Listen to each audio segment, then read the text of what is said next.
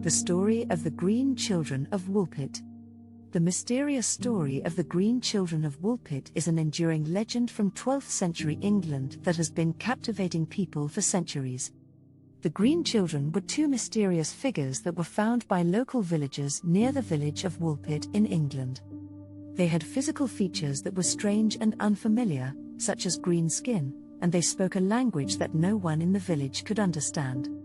For ages, people have been fascinated by the historical phenomenon known as the Green Children of Woolpit.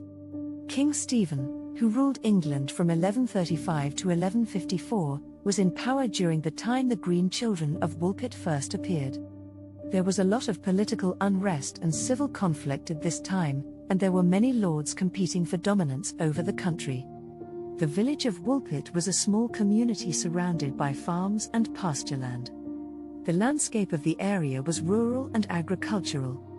The people of Woolpit lived in a system of social and political organization in which land was owned by the lord or king and worked by the serfs. The lord controlled his lands through manors, which were large estates centered around a castle, church or village. Serfs worked on the land for their lords, paying rent or providing labor services like farming and herding animals. In exchange for this service, they were given protection from enemies as well as some rights to use certain resources such as hunting grounds and forests. Feudalism provided stability during medieval times, but it also had its disadvantages. Serfs often faced harsh taxes and punishments if they disobeyed their lord's orders. According to legend, the 12th century tale took place in and around Woolpit. The story goes that a boy and a girl with green skin emerged out of nowhere in the fields close to the village. They had a weird green hue to their skin and clothing, and they were conversing in a language that the locals did not understand. The kids were brought to Richard de Caen's house. The two avoided all food for a number of days before discovering some raw white beans, which they happily ate. The kids eventually lost their green color as they became accustomed to eating regular food.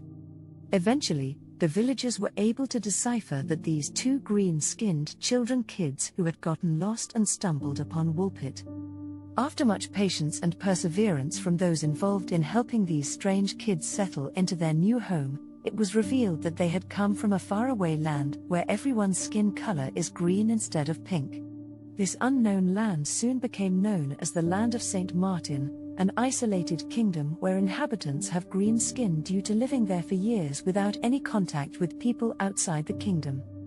The kids couldn't explain how they got to Woolpit. They had been herding their father's cattle when they heard a loud noise, and then they found themselves beside the wolf pit where they were found. They got lost after following the cattle into a cave and were eventually led by the sound of bells to where they were found. The children were baptized. The boy was sickly and died soon thereafter.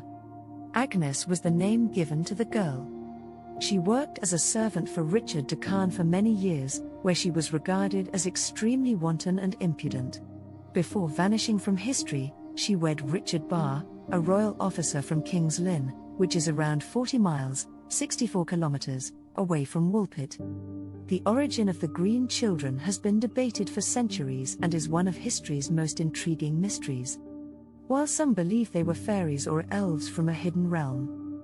One popular theory says that the Green Children of Woolpit may have come from another dimension or traveled through time to get there. Some people think that this story might be based on more than just myths and legends, despite this explanation having been used in many works of fiction and fantasy.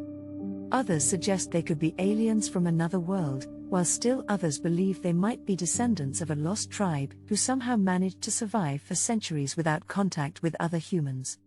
Despite all these theories, no one can definitively say where these mysterious children originated from, leaving this story shrouded in mystery and speculation. However, it continues to captivate the imaginations of those who hear the tale today.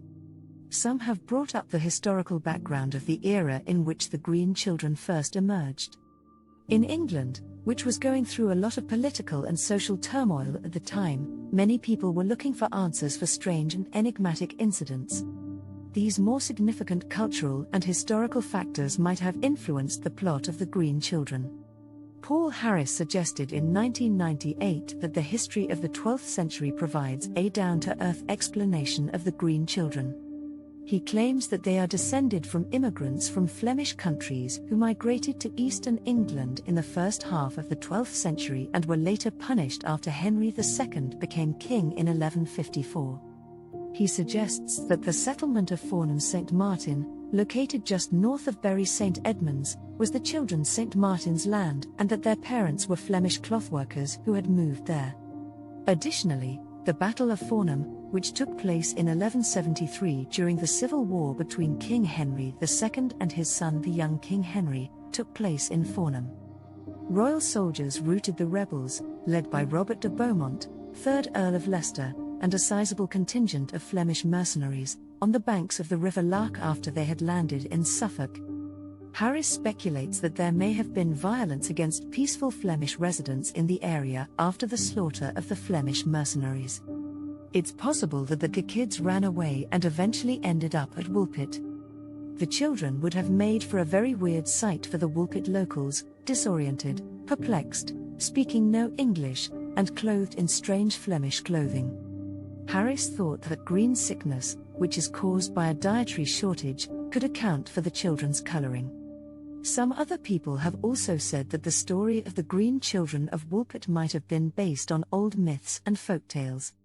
For example, the story of the Green Children has some of the same parts as other stories about fairies, elves, and other mythical creatures. One theory regarding the children's green hue is that they had hypochromic anemia, which was formerly known as chlorosis, coming from the Greek word chloris, meaning greenish yellow. Chlorosis is brought on by a particularly poor diet, which changes the color of red blood cells and makes the skin visibly greener. People say that the girl's normal color came back after she switched to a healthy diet, which seems to back up this idea. The story served as the inspiration for other children's novels and stories in the 20th and 21st centuries, including Judith Stinton's 1983 novel Tom's Tale, Mark Bartholomew's trilogy in 2006 and 2007, and J. Anderson Coates' 2019 book The Green Children of Woolpit. Kevin Crossley Holland is a poet and writer for children. He has written about this topic more than once. His 1966 book The Green Children essentially follows the early chronicles' accounts. The Green Girl is the main character in his 1994 rendition of the tale. The story of the Green Children of Woolpit has had a lasting impact on the local area and has been passed down through generations, providing a source of mystery and intrigue that continues to fascinate people today. In the end, the story is an interesting legend that has puzzled people for hundreds of years and still doesn't make sense.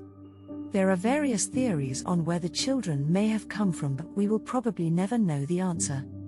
If you enjoyed this video, please like it and subscribe to Connect Paranormal. This will allow us to make more videos. Thanks for watching.